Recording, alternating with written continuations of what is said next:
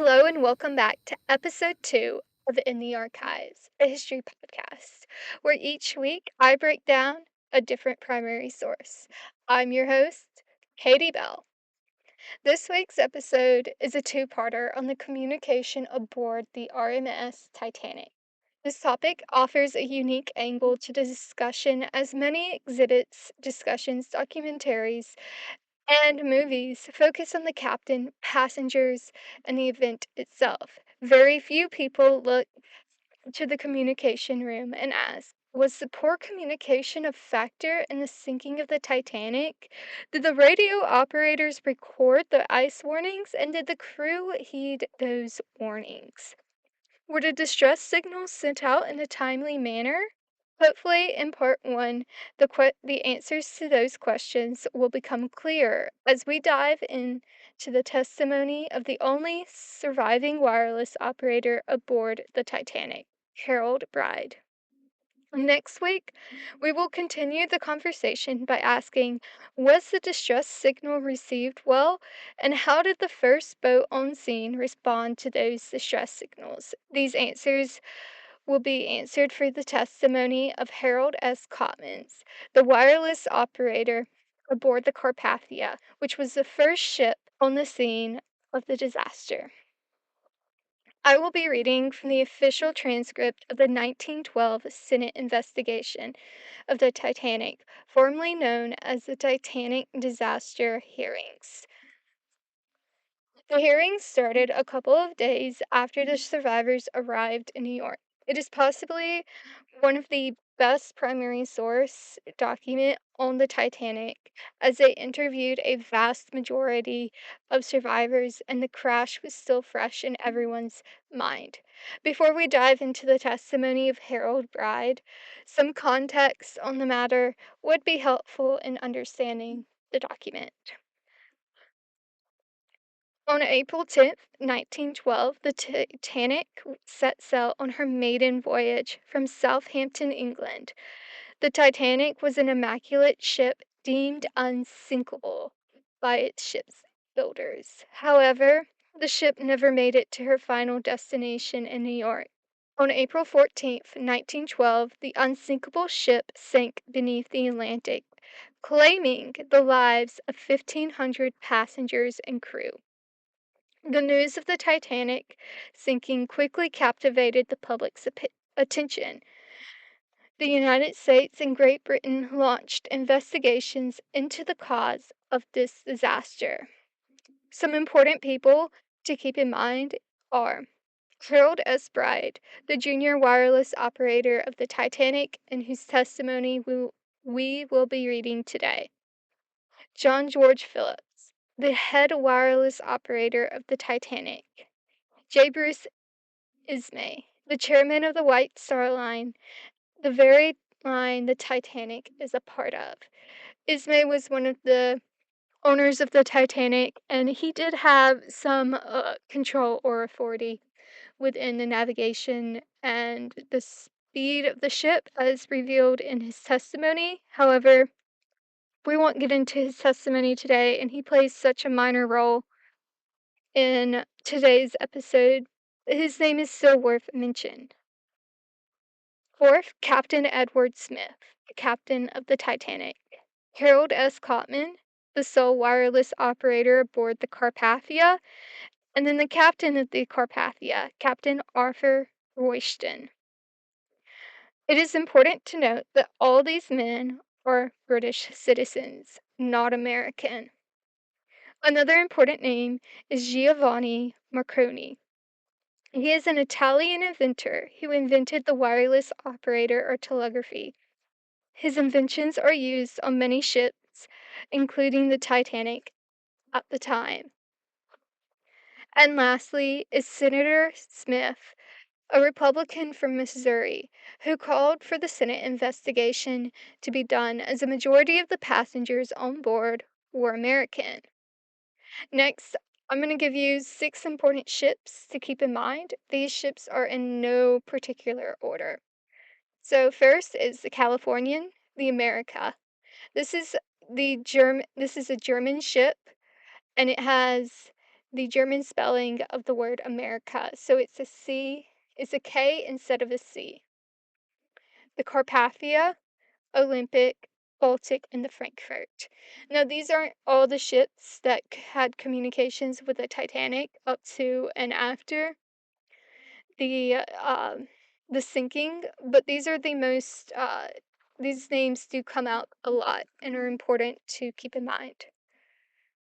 So, let's talk about the communication system aboard the Titanic. What was the communication system? What was the training of the operators, and who did they work for? So the system was provided by the Marconi Company. They provided the wireless radio on the Titanic along with the operators, Jack Phillips and Harold Bride. They were the two operators in charge of the Marconi system on the Titanic. Both Phillips and Bride attended the Marconi School in Liverpool, where they studied many different topics that would assist them in their work on board ships. Phillips worked with the Marconi Company for 6 years, and Brad worked with the company for 18 months up until their employment for the Titanic. There were no stated work hours for the operators. They basically made their own schedules. In addition, the wireless operators did not work for the ship, but for the Marconi Company, which further complicated things. Who did the wireless operators work for? The ship and its crew, or the passengers aboard the ship? Well, mainly the passengers aboard this ship. There was priority of passenger messages rather than navigational messages. Wireless operators were not required to record or pass along navigational messages, but those messages were considered as important, and many of those did get passed along. The system on the Titanic was a brand new system with a wide range of up to 400 miles. However, on Friday, April 12th, the system broke down and it took Bride and Phillips 6 hours to fix it. During that time it was down, no important navigational messages came through that anyone was aware of. This includes the crew at the time and historians who have studied this. However, that is subject to change as new information is always coming out and being studied about the Titanic. It was not until Sunday, the day of the crash, when the ice warnings really started to come in. Starting at 9 a.m., the Coronia reported ice at 42 degrees north, 49 to 50 degrees west. At 11 p.m., the last ice warning came from the Californian. A total of 7 ice warnings came in that day. Captain Smith saw 4 of those messages that day, and he handed one message over to Bruce Ismay. Boxhall, the 4th officer on board, charted at least one. Captain Smith most likely saw the first message, the Californian, that came in earlier that day, and the very first message at 9 from the Coronia. He definitely saw the Baltic message, as this was the message he gave to Ismay at lunch.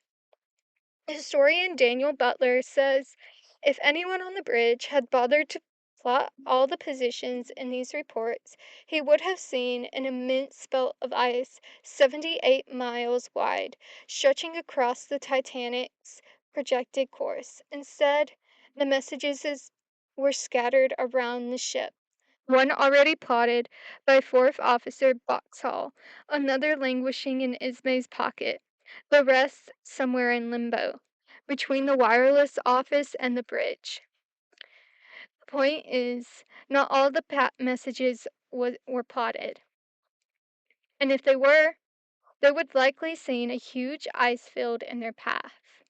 But they didn't, so at 11:40 p.m., less than an hour after the last message, tragedy struck. The Titanic hit ice and would soon disappear beneath the waves by 2 a.m. At 12:15, the first SOS message was sent out. The Frankfurt, which was 158 miles away, was the first one to respond, but the operator seemed confused. by the message. 10 minutes later, the Carpathia responds, and they are 58 miles away, the closest ship to respond. Phillips and Bride sent their last message moments before the ship sank. Bride was able to make it off the ship and onto the Carpathia, but Phillips sadly passed away due to exposure while awaiting rescue. His body was brought onto the Carpathia. On April 18th, 1912, the Carpathia with the survivors arrived in New York. Senator William Alden Smith from Michigan sought to seek answers about the Titanic, and on April 17th, he proposed a special investigation to the crash. When Ismay heard about this, he made plans to leave New York with the crew of the Titanic. Remember, all these men are not American citizens, but British. However, Smith detained him and the crew in New York until after the hearing. The hearing began on April 19th, 1912, and lasted 17 days. It took place not in D.C., but in New York City at the Waldorf Astoria Hotel. The source today is the day 2 testimony of Harold Bride from the Titanic disaster hearings. The official transcript is edited by Thomas Kuntz. A little disclaimer before I begin. Kuntz does not include the full testimony of Harold Bride, but the important parts are still there. Also, in the middle of the testimony, Senator Smith invites Giovanni Marconi to clear things up, as he just happened to be in New York at the time. Although Marconi was not a passenger of either the Titanic or the Carpathia, he was just there. Without any further ado, let's get into the testimony of Harold S. Bride. Second day, Saturday, April 20th. Harold S. Bride of London, only surviving Marconi wireless operator on the Titanic and among the last to leave the ship. Senator Smith, where were you on duty when the wireless message was received from the America regarding the proximity of icebergs in that longitude? Mr. Bride, I have no knowledge of the wireless message received from the America regarding any iceberg.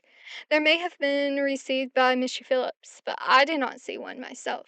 Smith, have you heard that such a message was received? Bride, no, sir. Smith, did Mr. Phillips say that such a message had been received? Bride, no, sir. Smith, did you ever talk with the captain about such a message? Bride, there was a message delivered to the captain in the afternoon, sir. Late in the afternoon regarding Smith of Sunday? Bride, yes, sir. Smith, go ahead. Regarding the ice field. Smith, from whom? Bride, from the Californian, sir. Smith, at what hour Sunday? Bride, it may have been the Californian, but I can give you the call signal of the ship. It is MWL. You can ascertain that later. Smith, go ahead. Bride, I received the message and delivered it to the captain. It stated that there were 3 large icebergs that the ship had just passed, and it gave their position. Smith, what was the hour of the day? Bride, late in the afternoon, but I cannot say the hour of the day. Smith, I would like to know just what the message said. Bride, in first place, the Californian had called me, sir, with an ice report. I was rather busy just for the minute, and I did not take it. She did not call again. She transmitted the ice report to the Baltic, and as she was transmitting it to the Baltic, I took it down. I took it to the captain, but it was not official because it was not intended for me afterwards. Smith, was the attempt made first upon you? Bride, first on me. Yes, sir. Smith, and being unable to get you, they tried to get the Baltic. Bride, it was about half an hour after that they transmitted it to the Baltic. Smith, why were you unable to, why were they unable to get you? Bride, I was doing some writing at the time, sir. Smith. You mean you were taking some messages? Bride. No, sir, I was writing some accounts. Smith. You were writing some accounts? Bride. Yes, sir. Smith. Where? Bride. On the operating table. Smith. Did you have the instrument off your head at the time? Bride. No, sir. Smith. Were you aware that the Californian was trying to get you? Bride. Yes, sir.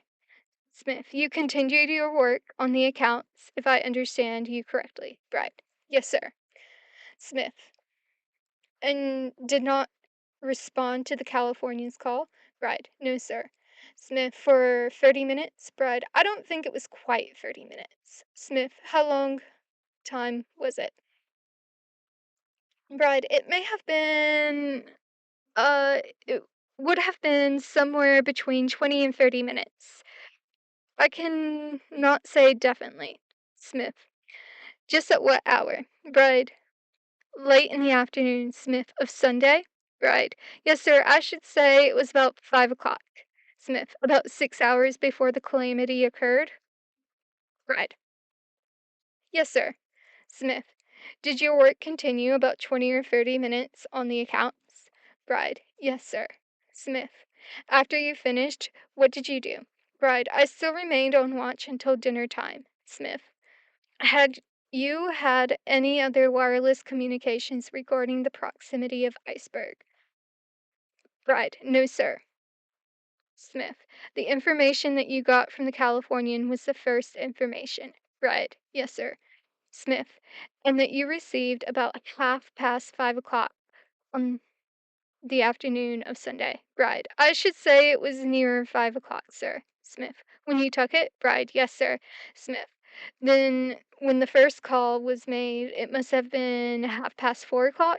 Bride. Yes. Smith. The ship being under steam and moving all the time? Bride. Yes, sir. Smith. When you got this call from the Californian, which was intended for the Baltic, what did you do? Bride. I simply waited until she informed the Baltic. It was an ice report. Then I knew it would be the same one she had for me, so I took it down. Smith. And delivered it? Bride. Yes, sir, I acknowledged it to the Californian before I delivered it. Smith. You acknowledged it. Bride. I acknowledged the receipt of it. Smith. Now, once more, I would like to have you tell me the exact language of that message. Bride. It stated the Californian had passed 3 large icebergs and gave their latitude and longitude. Smith. That they had passed 3 large icebergs. Bride. Yes, sir. Smith. And gave their latitude and longitude. Bride. Yes, that she had passed very close to them. Smith. Do you recollect what the latitude and longitude were? Bride. No, sir, indeed I do not. Smith. Did you make a record of this communication? Bride. No, sir. I made it on a slip of paper and handed it to the bridge. Smith. Intending to make a permanent record of it? Bride. No, sir. Smith. Are you not obliged to make a record of it? Bride. No, sir. Smith. The reason you made no record of this message was because it was not official? Bride. It was not official, sir. If we kept a record of all these messages, we should never be able to get through our work. Smith. If it had been official, you would have preserved it. Bride. I should have preserved it. Smith. And made a permanent record of it? Bride. Yes, sir. Smith. Did you communicate this message to the captain? Bride. No, sir, I gave it to the officer on watch. Smith. I just wanted to know whether you communicated it to the captain yourself. Bride. No, sir. Smith. You communicated it to an officer in charge of watch. Who had charge of the ship at the time? Bride. Yes, sir. Smith. Did you receive any other communications regarding icebergs? Bride. No, sir. Senator Smith. From any ship that afternoon or evening? Bride. No, sir. Smith. Did Mr. Jack Phillips, the Titanic's senior wireless operator, receive a message from the America? Bride. Not to my knowledge, sir. Smith. You did not receive one from the America? Bride. No, sir. Smith. You were very certain about that? Bride. Yes, sir. Smith. Are you also very certain that only message you received regarding icebergs was received from the Californian? Bride. Personally, yes, sir. As to what Mr. Phillips received, I cannot say. Smith. No, I'm not asking you that. No, once more, did Mr. Phillips any time say to you that a message had been received from any other ship on the subject? Bride. No, sir. Smith. Who was on duty at the wireless station from 6 o'clock Sunday evening until the collision of impact? Mr. Bride. Well, I was on duty for half an hour, sir, while Mr. Phillips went and had his dinner. Smith. At what hour? Bride. From 7 o'clock until half past. Smith. Where were you after that, up to the time of the collision? Bride. At the time of the collision? Smith. To the time of the collision. Bride. I was in bed. Smith. You had retired. Bride. Yes, sir. Smith. In the room adjacent to the apparatus? Bride. Yes, sir. Smith. Did you and Mr. Phillips both accompany that room? Bride. Yes, sir. Smith. How far was it from the apparatus? Bride. Just next door. Smith. With a door in between? Bride.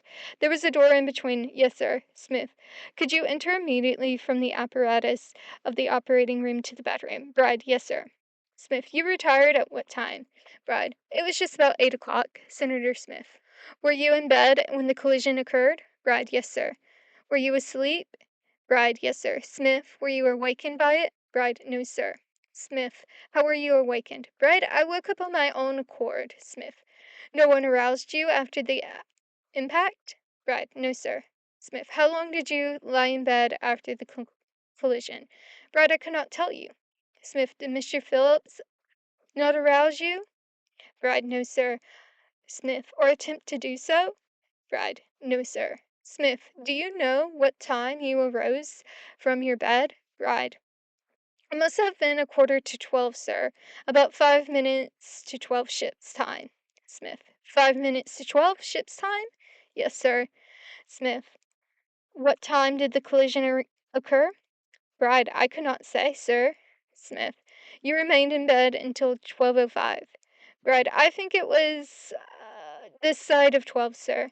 It was about 5 minutes to 12. Senator Smith. Then you must have been aroused somewhat by the impact. Bride. No. I had promised to relieve Mr. Phillips earlier than usual, you see. Senator Smith. Earlier than usual that night? Mr. Bride. Yes. Senator Smith. And dress yourself? Mr. Bride. I went to speak to him before I dressed. I only had pajamas on. Senator Smith. Before you put your clothes on? Mr. Bride. Yes, sir. Senator Smith. What did you say to him? Mr. Bride. I asked him how he was getting on. Senator Smith. What did he say? Mr. Bride. He had a big batch of telegrams from Cape Race that he had just finished. Smith. He told you that? Bride. Yes. Smith. He had finished his work. Bride. Yes. Smith. This was after the collision? Bride. After the collision. Smith. Did you remain in the operating room? Bride. I got dressed first. Smith. You returned to the bedroom and got dressed. Bride. Yes. Senator Smith. During the time, did Mr. Phillips tell you that the boat had been injured? Bride. He told me that he thought she got damaged in some way and that he expected that we should have to go back to Harland and Wolff's. Smith. Those are the shipbuilders at Belfast. Bride. Yes. Smith. What did you do then? Bride. I took over the watch from him. Smith. You took the watch from him. Bride. Yes, sir. Smith. Where did he go? Bride. He was going to retire. Smith. Did he retire? Bride. He got inside the other room when the captain came in then. Smith. The captain came in? Bride. Yes, sir. Smith. Personally? Bride. Yes, sir. Smith. To the operating room. Bride. Yes, sir. Smith. What did the captain say? Bride. He told us that we had better get assistance. Smith. Can you tell us in his language? Bride. That is exactly what he said. He said, you had better get assistance. When Mr. Phillips heard him, he came out and asked him if he wanted him to send him to use the distress call. He said, yes, at once. Smith. Who sent the call? Bride. Mr. Phillips. Smith. He responded to the captain's desire? Bride. Yes, sir. Smith. And you turned the apparatus over to him? Bride. Yes, sir. Smith. Was the message sent immediately? Bride. Immediately. Smith. Do you know what the message was? Bride. Yes. Smith. Please state it. Bride. CQD. About a half a dozen times. MGY. Half a dozen times. Smith. Will you kindly explain the meaning of those letters of that code? Bride. CQD is recognized distress call. MGY is the code call for the Titanic. Smith. Is CQD in itself composed of the first letters of free words or merely code? Bride. Merely code call, sir. Smith. But one recognized by operators as important and as a distress call? Bride. Yes, sir. Smith. How long after the call was sent was it before you got a reply? Bride. As far as I know, immediately, sir. Smith. Within 2 or 3 minutes? Bride. You see, I could read what Mr. Phillips was sending, but I could not get the answers because he had the telephones. Smith. You knew what he had sent, but you did not know what he received in reply. Mr. Bride. No, sir. Here Marconi enters to clarify some things about the call CQD. Smith. Right at this point, I am going to ask Mr. Marconi if he will tell us what CQD means literally. Marconi. It is a conventional signal. Smith. You mean it is in accordance with the International Convention? Marconi. No, it is not. It is a conventional signal which was introduced originally by my company to express a state of danger or peril of a ship that sends it. Marconi. It is arbitrary, but it is conventional. Everyone understands it. CQ means all station. Does it not, Mr. Bride? Bride. Yes, sir. Marconi. CQ is a call for all stations. It is a call. If you call CQ on a ship, it means all other stations stand at attention and reply. I did not make the signal originally. I presume the object was to indicate in a certain way to all stations that danger that existed, or distress. I should add the international danger signal introduced or decided on the Berlin Convention is SOS. Smith. What does that mean? Marconi. I do not know what it means. It denotes danger or distress. I believe that was sent too from the Titanic, but of course Mr. Bride will tell you if it is the fact. Smith. What is the silent signal? Marconi. I do not know it personally. Smith. Under the International Convention, I mean. Marconi. I do not know. Bride. It is DDD. Marconi. DDD. Smith. That is the silent signal. Marconi. Yes, sir. That means shut up. Senator Smith. All other stations must cease. Marconi. All other stations must cease. Smith. But the danger signal CQD is recognized signal for ships in distress. Marconi. Yes. Smith. You received a reply within 3 or 4 minutes, but you only knew what that from what? Bride. Mr. Phillips told me. Smith. Just what did he tell you? Bride. He told me to go to the captain and report the Frankfurt. Smith. What do you mean by the Frankfurt? Bride. He was in communication with the Frankfurt, sir. He had sent the Frankfurt our position. Smith. Was the Frankfurt the first ship that picked up the CQD? Bride. Yes, sir. Smith. And you delivered that message to the captain? Bride. Yes, sir. Smith. Personally? Bride. Yes, sir. Smith. Where was he at the time? Bride. He was on the boat deck, sir. Smith. On the boat deck? Bride. Yes, sir. Smith. Not on the bridge? Bride. No, sir. Smith. The boat deck being the sun deck or upper deck? Bride. Being the decks where the boats are. Smith. Where the lifeboats are. Bride. Yes, sir. Smith. What did he say in reply when you handed him the message? Bride. He wanted to know where she was, sir. Smith. Her latitude?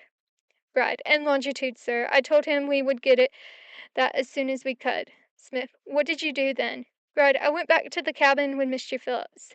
Smith. What did you tell him? Bride. I told him I had reported to the captain. Smith. And the captain wished that the position of the boat should be ascertained? Bride. Mr. Phillips was awaiting for the position for the boat then, sir. Smith. Was the next message received by Mr. Phillips? Bride. A reply from the Carpathia. Smith. A reply to the CQD? Bride. Yes, sir. Smith. From the Carpathia? Bride. Yes, sir. Did the Carpathia give her location? Bride. Yes, sir. After she had obtained it from the bridge. Senator Smith. What did the Carpathia message say? Bride. She sent her latitude and longitude and told him she was coming along as quickly as possible. She turned around and was steaming full speed, or words to that effect. Smith. That she had reversed her course? Bride. Yes, sir. Smith. And was steaming full speed toward the Titanic? Bride. Yes, sir. Smith. What was done with this message? Bride. It was taken to the captain, sir. I took it to the captain. Smith. Where did you find him then? Bride. He was in the wheelhouse. Smith. He could enter the wheelhouse from the bridge. Bride. Yes, sir. Smith. What did the captain say when you delivered that message? Bride. He came back to me to the cabin, sir. Smith. He came back to you to the cabin. Bride. Yes, sir. Smith. What took place? Bride. He asked Mr. Phillips what other ships he was in communication with. Smith. He asked Mr. Phillips what other ships he was in communication with. Bride. Yes, sir. Smith. What was said? Bride. He interrupted Mr. Phillips when Mr. Phillips was establishing communication with the Olympic. So he was told the Olympic was there. Smith. Then what took place, Mr. Bride. Why, he worked out the difference between the Carpathia's position and ours, sir. Smith. Who did? Bride. The captain. Smith. The captain worked out the difference. Bride. He roughly estimated it. Smith. Worked out the difference between the Carpathia's position and that of the Olympic? Bride. No, the Titanic. Smith. Between the Carpathia's position and the Titanic. Bride. Yes. Smith. And then what occurred? Bride. He went out of the cabin, and then we still continued to exchange. Smith. He went out to the cabin? Yes. Bride. Yes, sir. Smith. And the operator continued what? Bride. To exchange messages, sir. Smith. To exchange messages. Bride. Yes, sir. Smith. What was the next message so far as you can recollect? Bride. Well, after the Olympics, sir, we did not get any replies, and I asked Mr. Phillips outside. Well, he went outside to see how they were getting on, and I took the phones. Smith. I understand that from you that the first response to the CQD call of distress was from the Frankfurt. Bride. Yes, sir. Smith. What line of boats? Bride. German line, as far as I can remember, sir. Marconi. North German Lloyd. Smith. Did you receive any other communication from the Frankfurt? Bride. Not then, sir. We had transmitted the Frankfurt our position, but we had received nothing from him in return. Smith. You transmitted to the Frankfurt your position in the sea. Mr. Bride. Yes, sir. Smith. And never received any further acknowledgment? Bride. He told us to stand by, sir. That means to wait. Smith. The Frankfurt told you to stand by. Bride. Yes, sir. Smith. Does that mean I'm coming? Bride. It means wait. He's coming back. Smith. Where was the Frankfurt headed for? Bride. I believe she was bound east, sir, but I cannot say for certain. Smith. Had you been in communication with the Frankfurt during that day or the preceding day? Bride. I cannot say as to that. Smith. What is your recollection about it? Bride. I cannot say, sir. We were in communication with several ships during the afternoon and evening. Smith. Did anyone say in the hearing that they thought the Frankfurt was in closer proximity to the Titanic than any other ship? Bride. Yes, sir. Mr. Phillips told me so. Smith. Who said that? Bride. Mr. Phillips told me that, judging by the strength of the signals received by the two ships, the Frankfurt was nearer. Smith. Did Mr. Phillips tell you that he was trying to establish communication with the Frankfurt? Bride. Well, Mr. Phillips was under the impression that the Frankfurt had heard the CQD and got our position. he would immediately make it known to his captain and commander and take further steps. Apparently, he did not. Did you have any other communication with the Frankfurt after the ship responded to the distress call? Bride. Yes, sir. Smith. What was it? Bride. He called us about a considerably long period afterwards and asked us what was the matter. Smith. How long after? Bride. I should say it would be considerably over 20 minutes afterwards. Smith. 20 minutes after the message giving your position, the position of the Titanic? Bride. And CQD. Smith. And the CQD stress call? You got another message from the Frankfurt saying, "What's the matter?"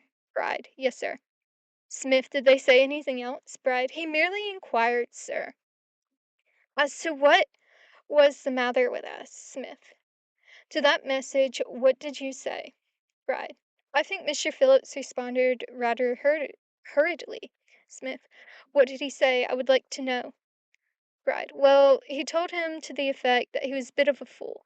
Smith. Just give it in his language. Bride. Well, he told him he was a fool, sir. Smith. Is that all? Bride. Yes, sir. Smith. Did he preface that word with anything more severe? Bride. No, sir. Smith. Did Mr. Phillips then tell him what was the matter? Bride. No, sir. Smith. Did he have any further communication with the Frankfurt? Bride. No, sir. He told him to stand by, sir. Finish. Smith. In the interim, you had got into communication with the Carpathia? Bride. And the Olympic. Smith. And the Olympic? Yes, sir. Smith. Both of whom assured you they were coming? Bride. Yes, sir. Smith. To your relief? Bride. Yes, sir. Smith. To what line does the Olympic belong? Bride. White Star, sir. Smith. And the Carpathia belongs to the Cunard line? Bride. The Cunard, yes, sir. Smith. Did you ever learn the position of the Frankfurt? Bride. No, sir. Smith. And she had just responded to your call? Bride. No, sir. Smith. Did Mr. Phillips ask for it? Bride. Yes, sir. Smith. How often? Bride. When she first answered our CQD, he said, "Go ahead, get your position." The Frankfurt replied, "Stand by." Smith. Did the Frankfurt at that time know your position? Bride. Yes, sir. Smith. What was the interpretation of "stand by" in that connection? Bride. It was to wait for his position and what he was going to do about the matter. Smith. Did you ever get the position of the Frankfurt? Bride. No, sir. Smith. Did Mr. Phillips? No, sir. Smith. Did you and Mr. Phillips talk about it? Bride. Yes, sir. Smith. What did you say to one another about it? Smith. We expressed our opinions of the operator of the Frankfurt. Smith. Was it based on any knowledge or suspicion that the operator was personally derelict in his duty? Bride. Yes, sir. Smith. Was it based upon any suspicion that the Frankfurt had not responded to the distress call as that ship should have done? Bride. Yes, sir. Smith. Was it a matter of deep regret between you and Mr. Phillips? Bride. Well, it was at the time when the Frankfurt asked us what the matter was with us, because we realized then we realized what happened to the ship. Smith. But you realized at the time that all the lives on the ship depended upon getting relief for from some other vessel. Bride. At the time, the Frankfurt asked us what was the matter with us. Yes, sir. Smith. After you told him that he was a fool, did you tell him the ship was going down? Bride. No, sir. We told him to stand by, sir, and to keep out of it. Smith. Keep out of what? Bride. Not to interfere with his instrument, sir, because we were in communication with the Carpathia, and we knew that the Carpathia was the best thing doing. Smith. Did you tell to the operator of the Frankfurt? Bride. No, sir. Smith. When you said keep out of it, could that be interpreted in any way changing the first distress call? Bride. Merely told him not to interfere with our communications. Smith. He had not responded as you felt he ought to respond? Bride. Yes, sir. Senator Smith. And you are quite sure that you gave him all the information necessary? Bride. We made it very clear to him. Smith, you mean in referring to the condition you were in, you referred to the sinking of the Titanic? Bride. If you call CQD and give your position, then there is no necessity for another ship to inquire further into the matter. If it if he is coming to your assistance because you could not call CQD unless you were in need of assistance. Smith. Now, CQD is the strongest language that you could use under the wireless regulations to appraise any station that you needed help immediately. Is that right? Right. An operator hearing a CQD giving a ship's position when on the job would immediately, without inquiring further into the matter, go to his captain and inform his captain. It would be a waste of time asking anything about it. The less time spent in talking, the more time can be spent in getting to the ship. Smith. After you told the operator he was a fool and 20 minutes had gone by, did you tell him that your ship was sinking? Bride. No, sir. Smith. Did you give him any additional information? Bride. No, sir. He ought not to have wanted any in the first place. Smith. Will you tell us what confirmation you have that the operator on the Frankfurt received your CQD distress call correctly? Bride. Mr. Phillips had the telephones on at the time, sir. He called CQD. The Frankfurt answered. He gave the Frankfurt our position. He said, "Come at once." The Frankfurt said, "Stand by." We waited, and that is the last we heard of the Frankfurt until he said, "What was the matter with you?" A considerable period afterwards. Smith. After he said, "What was the matter with you?" Then what did you said? Bride. We told him that he was a fool, sir. Smith. Was that the last thing you said to him? Bride. To the Frankfurt? Yes, sir. Smith. Was that all in one message? Bride. That was all in one message. Smith. You are a fool. Keep out and do not interfere with our communication. Bride. Yes, sir. Smith. That was all in one message. Bride. Yes, sir. Smith. Now did you see the Frankfurt in the vicinity of the wreck of the Titanic, or after you were taken on board the Carpathia? Bride. The only ship I saw was the Carpathia. Smith. Mr. Bride, do you know whether the operator of the Frankfurt understood the English language? Bride. There was no necessity for him to understand the English language, sir. Smith. Because of this call. Bride. It was an international call. And CQD means the same in the German language, and the French language, and the English language? Right. Yes, sir. Smith. And it is an international code signal of distress. Right. Yes, sir. Smith. Under the Berlin Convention? Right. I cannot say, sir. Smith. Under the regulations of the Marconi Company. Right. It is recognized by all ship operators as being a signal of distress. Smith. Mr. Bride, I want this record to be complete as possible, and I desire to know why, after the message was received from the Frankfurt asking what the matter, you did not reply, "We are sinking, and the lives of our passengers and crew are in danger." Bride, you see, it takes a certain amount of time to transmit the information, sir. If the man had understood properly, as ought to have, CQD would have been sufficient, sir. CQD is the whole thing in a nutshell, you see. Smith.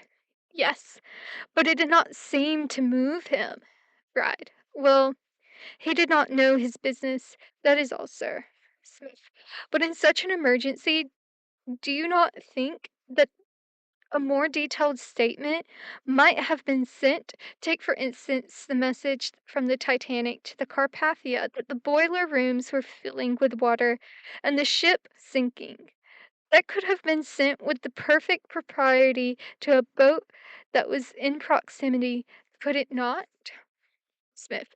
Do you mean to say that the regulations under which you operate are such that in a situation of this character you might have such discretionary power that you may dismiss an inquiry of that character? Bride. You use your common sense. Smith. Without further word? Bride. You use your common sense, and the man on the Frankfurt apparently was not using his at the time. Smith. No, but the theory upon which you were angered was that the Frankfurt was closer to you than any other ship. Bride. The Frankfurt was the first one. We got we had not got the position. We cannot say he was nearer. The signals were stronger. Smith. Now, Mr. Bride, I would like to ask you whether your dismissing the somewhat tardy inquiry of the Frankfurt was due to the fact that you were in constant communication with the Carpathia. Understand me. Bride. Would it appear to Mr. Phillips and me, sir, that the Carpathia was the only thing we could hope for at the time we told the Frankfurt to keep out? Smith. In other words, you held on to certainty rather than uncertainty. Yes, sir. Smith. In that situation, if the Frankfurt had been 20 miles nearer to the Titanic than the Carpathia, would you still have thought, from what you knew of the ship's condition, that it was wise to confine your communications to the Carpathia? Bride. We had we known the Frankfurt's position, having already got the Carpathia's position, we would have used our judgment, and had the Frankfurt been any reasonable distance nearer, we should have informed the Frankfurt of our whole business and repeated every word we sent to him about a dozen times to make sure he got it. Smith. Her position, however, was an object of some speculation. Bride. Yes, sir. Smith. Mr. Marconi, do you know the Frankfurt is equipped? Marconi. The Frankfurt is, I believe, a ship belonging to the North German Lloyd. Ship is equipped with a German company called the Dabco. It means a lot of things in German, each letter, which I will not go into, of which I am the director. Smith. You are the director of the German company. Marconi. Yes. Smith. And you are familiar with the wireless equipment or apparatus? Marconi. I'm not familiar with the wireless equipment of that particular ship. Smith. So that you would be unable to make a comparative statement to make comparisons between the equipment or apparatus on the Carpathia and the apparatus of the Frankfurt? Marconi. I would be unable to do so. Smith. Would the fact that the Frankfurt is equipped with an apparatus of a German type in any way lessen their interest in calls made for the Marconi machine or apparatus? Marconi. No, because it is a Marconi apparatus, made in Germany, but is made under my patents, under an arrangement which we have with German interests. Smith. Let me ask you, are the regulations of Germany with reference to the operation of the use of wireless telegraphy in perfect harmony with the Berlin Convention? Marconi. Absolutely. They were enacted at Berlin, and most of them were inspired by the German government. Smith. Are these calls that are recognized prescribed in the Berlin Convention? Marconi. The call of the Berlin Convention, which has only been recently introduced, is this SOS call. But the Marconi companies have used the CQD call. The Frankfurt, which was equipped with wireless, belonged to one of what I may call the Marconi companies, because I would not be a director of the company if it was not associated with us. Smith. Would you think that any confusion would arise growing out of the international agreement of the signal with the Marconi signal? Marconi. No, I should state that the international signal is really less known than the Marconi code signal. Smith. So that the CQD call must have been understood in its full significance by the Frankfurt operator. Marconi. I've got absolutely no doubt as that. Smith. And under the regulations, would that be sufficient? Marconi. That would be sufficient. Smith, to bring relief. Marconi, yes. Smith, I want to know this before I get away from it. I want to know whether the communication between the Titanic and the Carpathia were not also within radius of the Frankfurt. I would like to know whether these communications could have been picked up by the Frankfurt. Bride, certainly they would have been.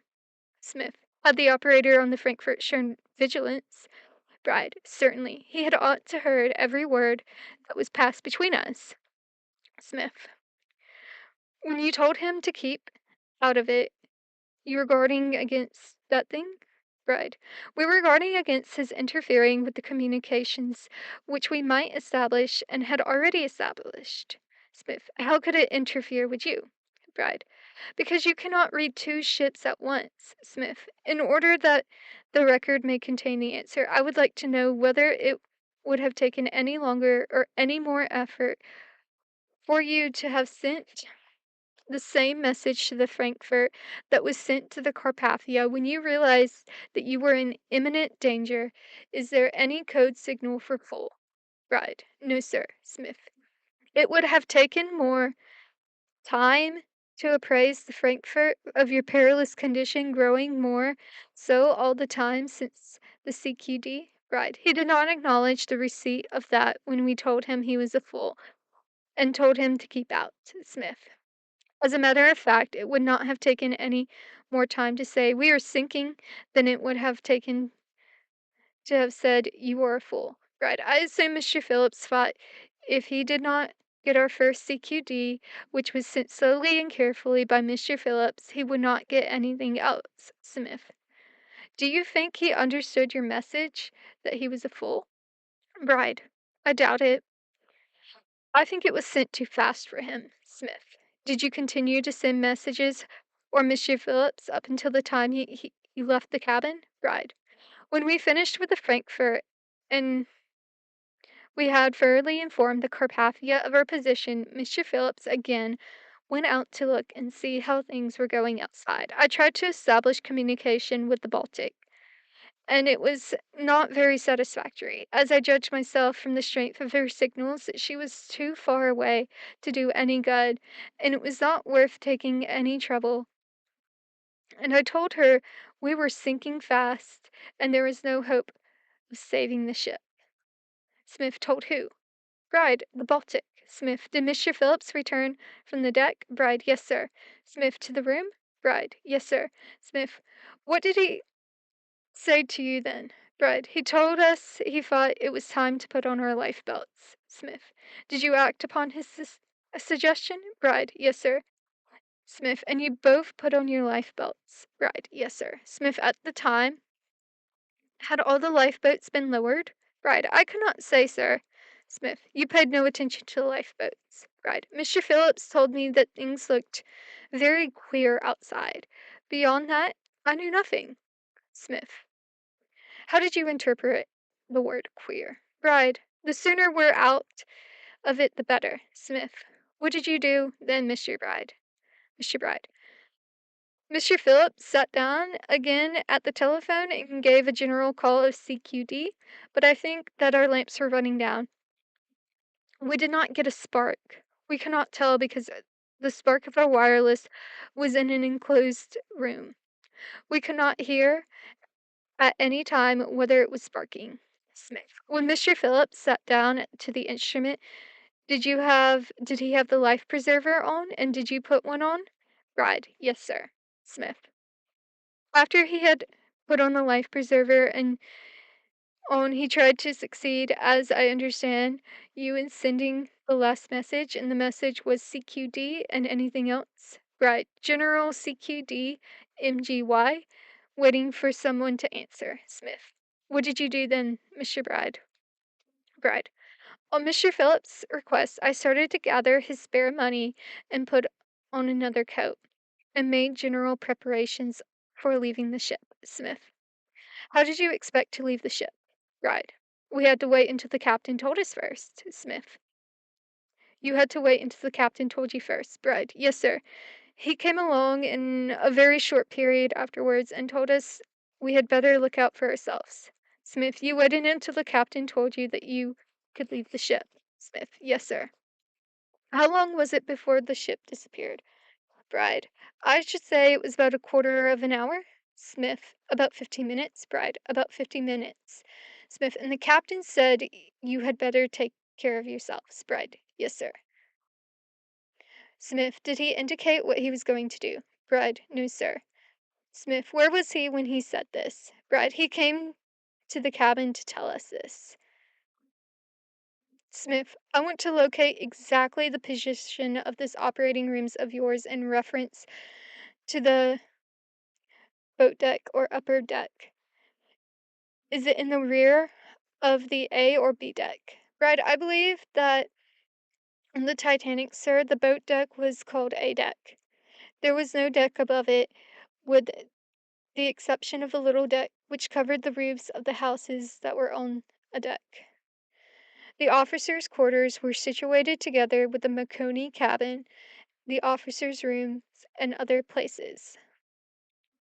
Smith, you and your assistant had on the life belts, and after the final message, CQD MGY, that was the last you saw of your wireless apparatus. Bride, yes, sir. Smith, did you see any lifeboats after that? Bride, no, sir. Smith, do you know whether there was any on the ship at the time? Bride, there was no big lifeboats on the ship at that time. There was a collapsible boat on the top deck at the side of the forward funnel. Smith, you mean over the officers' quarters? Bride, over the officers' cabin, sir. Smith, do you know what was done with that? Bride, yes, sir. Smith, what was done with it? Bride, it was pushed over onto the boat deck. Smith, what was done with it then? Bride, went over the side. Smith, you never saw it? Bride, yes, I went over with it. Smith, I understand that the second officer said about it. I want to know whether you saw it again. Bride, yes, sir. It went over the side of the ship. I was washed off by a wave. Smith, it was washed over the ship, over the side of the ship by a wave. Bride, yes, sir. Smith, and you fell into the water? Bride, yes, sir. Smith, bottom side or upward? Bride, yes, sir. Smith, and how far were you from the water when you saw this boat fall? I was in the boat. Smith, how long did you remain in the boat? Bride, I could not tell you. Smith, did you see the Titanic sink? Bride, yes, sir. Smith, and the captain was at the time on the bridge? Bride, no, sir. Smith, what do you mean? Bride, he jumped overboard from the bridge when we were launching the collapsible lifeboat. Smith, do you know whether the captain had a lifebelt on? Bride, he had not when I last saw him. Smith, did the bridge go under water at about the same time? Bride, yes, sir. The whole ship was practically under water to the forward funnel. And then I saw her go down the stern, came out of the water, and slid down fore and aft. Senator Smith, the captain at no time went over until the vessel sank. Bride, no, sir. Smith, he went with the vessel. Bride, practically speaking, yes. Smith, the fact that so few of the passengers and the crew were picked up from the water by the Carpathia with life preservers on would seem to indicate that they were sucked under these waves or this water as the ship disappeared. What is your judgment about that? Fred, I estimate I was within 150 feet of the Titanic. I was swimming when she went down, and I felt practically no suction at all. This is where Kuntz abruptly ends the testimony. Bride is off the ship onto the Carpathia, while Phillips unfortunately did not make it. His body did make it onto the Carpathia, but he died of exposure. Okay, let's break this one down. There's a lot of things to discuss with this testimony, but for the sake of time, I am sticking to the important things to answer some questions. Like, why did Smith keep asking about the America and the whereabouts of the captain as the ship went down? Along with, why was it an issue which call sign they used versus which one they didn't? SOS or CQD? I will also break down Bride's order events, the day of the crash, and compare it to the historian's timeline. First, Bride's retelling of the order events.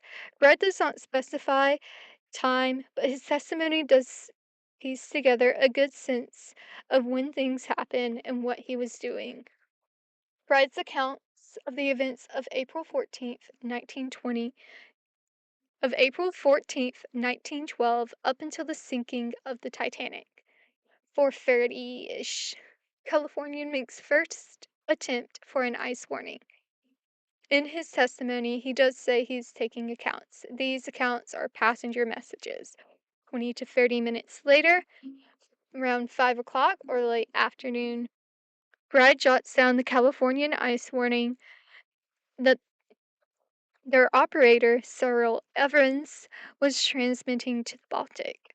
This message was taken to the bridge, but not seen by the captain. Bride stayed on duty until 7 p.m. From 8 to 11:55, Bride was asleep. He awoke naturally at 11:55 to relieve Phillips, earlier than usual. At this point, the timing in which things happen is not specified. Bride gives an order of events. So after he is awake, he gets dressed and is seated at the operator's table when the captain comes in to tell him about the crash. Phillips immediately takes over and sends out the first call. The Frankfurt responds within 3 to 4 minutes after the first call. Bride takes the Frankfurt's message to the captain, who is on the upper deck at the time. Bride returns to the cabin, and the Carpathia responds. Bride finds the captain in the wheelhouse, and he relays the Carpathia's message. The captain returns to the cabin with Bride. While there, Smith inquired about other ships that were in communications with them. Phillips was trying to establish communications with the Olympic. Smith worked out the difference between the Carpathia and the Titanic's position. The captain exited the cabin, and Phillips and Bride continued their work. At this point, Phillips leaves the cabin for the first time, and Bride takes over. Communication with the Olympic is established. Silence for a while, Phillips comes back and resumes his position. 20 minutes after their first call, the Frankfurt responds back. At this point, Phillips did not want the help from the Frankfurt, as they were in constant communication with the Carpathia. Also, the Frankfurt had not sent their location yet. After this exchange with the Frankfurt, Phillips leaves the cabin to go check on things for a second time, and Bride is in control of the machine. During this time, Bride established communication with the Baltic. Phillips returns and tells Bride to put on their life belts. Phillips takes over while Bride is collecting Phillips' loose change and puts on an extra coat. About 15 minutes before the ship sank beneath the ocean, the captain returns to the cabin and dismisses them. Phillips sent out a final CQD before leaving forever. Bride was able to jump aboard a collapsible lifeboat. Phillips was unable to make it off the ship, but died of exposure. This is the timeline as told by Bride in his testimony. The times are estimates and are not concrete. If we were reconstructing the order of events, we would need to look at other ship logs, testimonies, and first-hand accounts in order to have a clearer picture of the timeline. However, the following timeline is one that I have pieced together based off the order of events from multiple secondary sources. Starting on Friday, April 12th, the Lithuanian sends ice warning. Around 10 p.m., the wireless breaks down, and it took 6 hours to fix it. On Saturday, April 13th, from 4:30 to 5 a.m., the wireless is fixed. It is assumed that no important ice warnings were sent at the time it was broken, but no one is 100% certain on that. The operator spent the rest of the day catching up on passenger messages. On Sunday, April 14th, the day of the crash, at 9 a.m., the first ice warning of the day. Phillips received it. The Coronia reported icebergs and growlers at 42 degrees north, 49 to 51 degrees west. It was taken to the bridge. Captain Smith saw it and posted it. At 11:40 a.m., the Nordam responds with an ice report. At 1:42, the Athenia via the Baltic. This message was received by Captain Smith but was never charted, but he gave to Ismay. Around 1:45, the America reported ice at 41.27 degrees north and 50.8 degrees west. This message came in as Phillips was taking passenger messages. He wrote it down, but it never made it out of the wireless room. And 7:30 p.m. Californian. This is most likely the one that bride said he took around 5. The message reported 3 large icebergs near/on the Titanic's route. The message did not make it to the captain. Bride took it to the bridge. At 9:40 p.m., the Masaba. Message was not relayed as Phillips was the only one on duty at the time. At 11 p.m., the last warning from the Californian. Phillips did not take this message. Told the operator of the Californian, Cyril Evans, to shut up as Phillips was busy communicating with Cape Race. Evans never sent the coordinates and promptly turned off his machine and went to bed. The Coronia, Nordam, Athenia, America, and Californian and Masaba all sent ice warnings to the Titanic. Some of these ships, like the California, sent more than one. But not all these warnings were seen or even charted.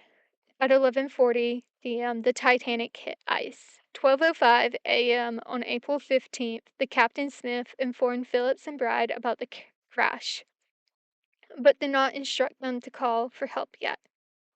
At 12:10 to 12:15 a.m., Smith instructed to send a distress call out. About a dozen messages were sent immediately by Phillips. At 12:18, the Frankfurt response. They are 158 miles away. A few minutes later, Mount Temple, Burma, and the Virginian respond. And they have changed their course and are on the way. At 12:25, the Carpathia responds. They are the closest ship to respond at just 58 miles away. At 12:34, the Frankfurt called to inquire about what was the matter with the Titanic. At 12:35, according to the captain of the Carpathia, Arthur Royston, he received the distress message and gave the command to increase the speed and change their course. Around 2 a.m., or 10 to 15 minutes before the ship sank completely, Captain Smith dismisses the crew. After the dismissal, Bride and Phillips stay in the room and send the final distress calls. At this time, the motor for the machine is still working, but was growing weak. During this time, Phillips and Bride informed the Frankfurt, tried to reach the Baltic, but determined they were too far away. At 2:17, the last caller to the Carpathia was sent out. At this point, the Carpathia was still 40 miles away. Phillips and Bride exited the room and jumped off the ship. At 2:20 a.m., the ship was completely sunk. This is the timeline as put together by the historians. For the most part, it matches Bride's timeline or order of events. We can also see from this timeline that Phillips was the one who was mostly on duty when the ice messages came in, and Bride only received one. During his testimony, Senator Smith asked Bride multiple times about a message from the America. Bride claimed that he never received or even heard about such a message. So why was Smith so focused on this message from the ship and not the 6 others that came in that day? Well, the America is a German passenger ship who was eastbound from New York to Hamburg. At 11:20 a.m. on April 14th, the America transmitted an ice advisory to the U.S. Hydrographic Office, warning of ice at 41.27 degrees north and 50.8 degrees west, 12.5 miles where the Titanic later sunk. This message was heard by the Titanic and was transmitted to her by land stations at 1:45 p.m. This means that the United States, prior to the hearing and the crash, were aware of the message from the America. This message was probably the only message Senator Smith knew about before the hearing, which is probably why he asked the question multiple times and in different ways. Little side note here, it is common during the discovery phase of a case, which is what this hearing was, to rephrase a question multiple ways for further clarification, or even break down an answer into multiple parts for further clarification. Another concern of Senator Smith was where the captain was during the sinking. His inquiry into the captain's position during the sinking is based off rumors that the captain was not on the bridge during the crash. Historians today confirm that Captain Smith was not on the bridge during the moment the ship hit the iceberg. From Bride's report, we can infer that while the ship was sinking, the captain was all over the ship. First and foremost, when Bride delivered the Californian ice warning earlier in the day to the bridge, Captain Smith was nowhere to be seen on the bridge. For clarification purposes, in case you didn't know, the bridge is a central area of the ship and is where everything is steered and navigated.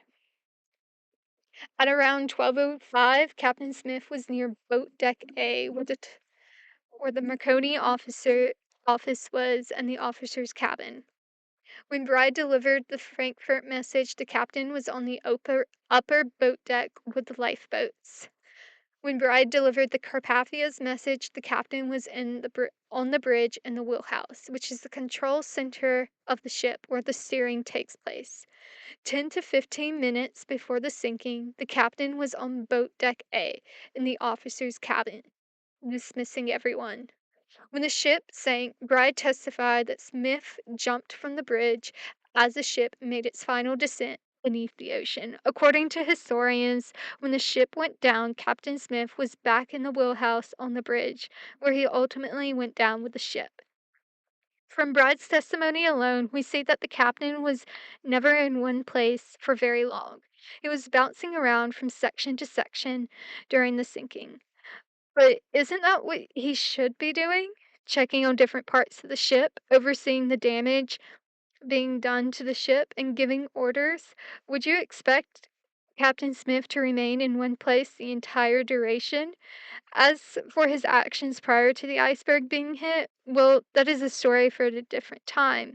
But his actions prior are a bit inexcusable, as he should have been in the wheelhouse controlling the ship and not his officers. However, that is my opinion, and you can form yours.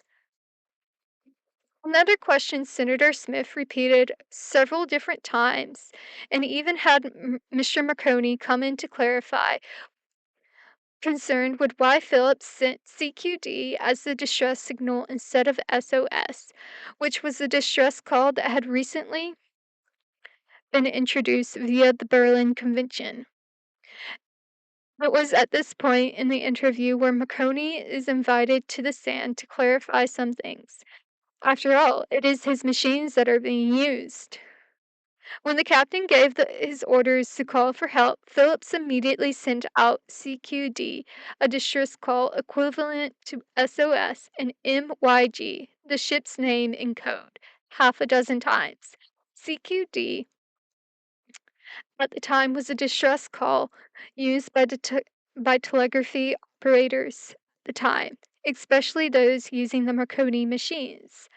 Marconi explains that CQD was a conventional signal used by operators of this system, not an international signal. He states, "It is a conventional signal, which was introduced originally by my company to express the state of danger or peril of a ship that sends it." Marconi explains that CQ is a call for all station. It means all other stations stand at attention and reply. Bright explains that the silent signal, which is a triple D, means shut up. CQD is a distress signal that means all stations stand by and stop chatting. Smith does ask Marconi about the new signal SOS and what it meant. Marconi had no idea what he meant. It is important to note that it was Marconi who brought up the SOS and not Smith in the interrogation. As mentioned, the SOS is a newer call, a sign introduced by the Berlin Convention on October 3rd, 1906, but not formally introduced in maritime code until 1908. But sailors and wireless operators like Bride, Phillips, and Cottman were slow to use the signal. With this knowledge, Senator Smith pushes forward and asks the question on whether the wireless operator aboard the Frankfurt of the first ship to respond to the distress call understood CQD. The Frankfurt was a German line boat equipped with a Marconi light apparatus, so the operator must know the signal being used by operators of a similar company. Marconi states that the system being used by the Frankfurt is by Dubbed and Co. Marconi does confess he is not 100% with the exact apparatus that is used on the Frankfurt. A Marconi apparatus. It is made in Germany, but is made under my patents and under my arrangements, which we have with the German interests. The Frankfurt, which was equipped with wireless, belonged to one that I may call the Marconi Companies, because I could not be the director of the company if it was not associated with us. From this, it is assumed that the Frankfurt operator should know the code and understand the code that Bride and Phillips sent out, which is the Marconi code. Since the Frankfurt is a German ship, Senator Smith wanted to be assured that there was no miscommunication among the two operators in the meaning of CQD. Both Bride and Marconi assured him that the operator should have known what CQD meant. Bride describes the operator aboard the Frankfurt as a fool or incompetent. The Frankfurt first responded and Phillips gave their location, then the Frankfurt responded by standby. Which in the meantime, a couple of other ships, such as the Carpathia, responded to the CQD without any problems. However, it was pointed out that Phillips did give the Olympic more information than the Frankfurt. Dennis Smith claims during the Senate inquiry, it was disclosed that the Marconi wireless operators, taking their cues from the management, frequently refused to communicate with wireless operators of ships, such as the Frankfurt, known to use competitor equipment. Frankfurt was the ship to answer the Titanic's distress call, and the operator went to consult his captain. When he returned, Phillips rudely refused to answer the question posed by the Frankfurt's captain. What's the matter? A similar inquiry from the Marconi equipped Olympic was answered at length. So, what do you guys think about Dennis Smith's statement? It is true, there is certainly a bias among the operators of the Marconi system, and we will get into this next week when we talk about Cottman and Bride's refusal to answer U.S. ships' inquiries about the crash.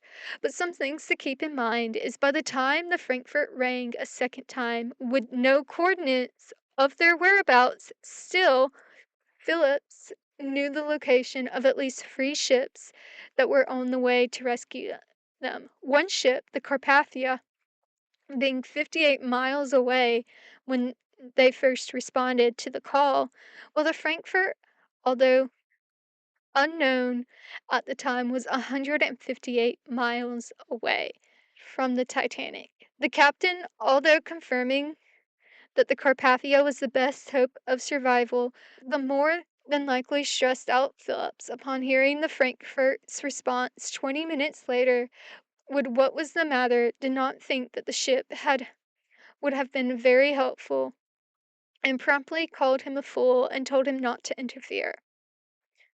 It is an extremely stressful situation for both these men to handle. The fact that Phillips blew up is understandable.